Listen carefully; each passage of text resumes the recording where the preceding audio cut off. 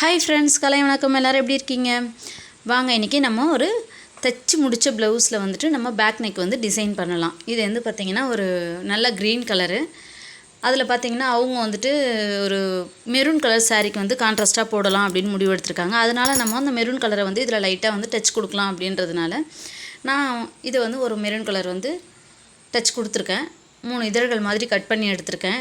இலை மாதிரி வந்து 3 இதழ்கள் மாதிரி கட் பண்ணி எடுத்துகிட்டு அது என்ன பண்ணியிருக்கேன் அப்படின்னாங்கன்னா, ப்ளவுஸோட சென்டர் பார்ட் எடுத்து மார்க் பண்ணிவிட்டு, ப்ளவுஸ் நெக்கை வந்து ஷோல்டர்லேருந்து பிடிச்சி மார்க் பண்ணிவிட்டு, அதுக்கப்புறம் வந்துட்டு அந்த மார்க்கில் வந்து சென்டராக வந்துட்டு ஒரு இதழை ஒட்டிட்டு 2 சைடில் 2 இதழ் ஒட்டி நான் கம் போட்டு ஒட்டி வச்சுருக்கேன், ஸ்டிக் பண்ணி வச்சுருக்கேன். சரிங்களா? அதே மாதிரி ஏன்னா அது நகர்ந்து போகக்கூடாது. நகர்ந்து போச்சுன்னா நமக்கு வந்து அந்த ஷேப் வந்து சேஞ்ச் ஆகிடும்.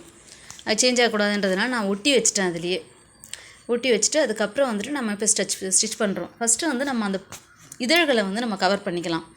ஏன்னா அதுக்கப்புறம் நம்ம ரவுண்டு எடுத்து தைக்கும்பொழுது வந்து இதில் மீதி இருக்க அந்த பிசுறுலாம் எதனா இருந்ததுன்னா அதை வச்சு நம்ம கவர் பண்ண முடியும். அதனால் வந்து இதழ்களை வந்து ஃபஸ்ட்டு நான் தைச்சிக்கிறேன்.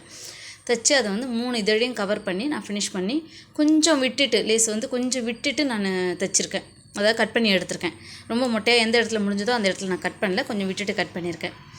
கட் பண்ணி எடுத்துட்டு அதில் டபுள் ஸ்டிச்சும் போட்டு முடிச்சிட்டேன். பார்த்திங்களா, வந்துருச்சு அழகாக.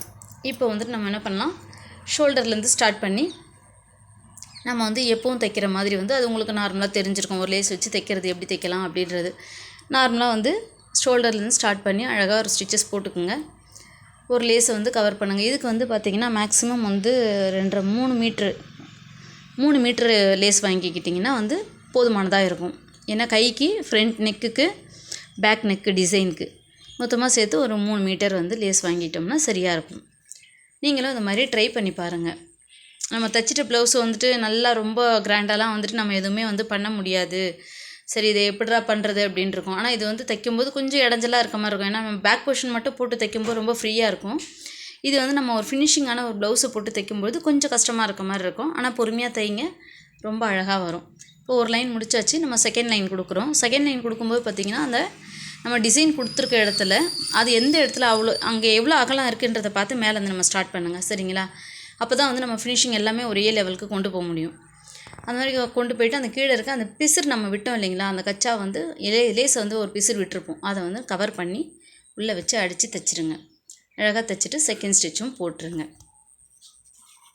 சரிங்களா? நீங்களும் இதை மாதிரி ட்ரை பண்ணுங்கள். எதனா டவுட்னாக்கா எனக்கு கமெண்ட் செக்ஷனில் கேளுங்க, நான் சொல்கிறேன் உங்களுக்கு. சரிங்களா? ரொம்ப அழகாக வந்திருக்கு. அவங்களுக்கும் ரொம்ப பிடிச்சிருந்தது.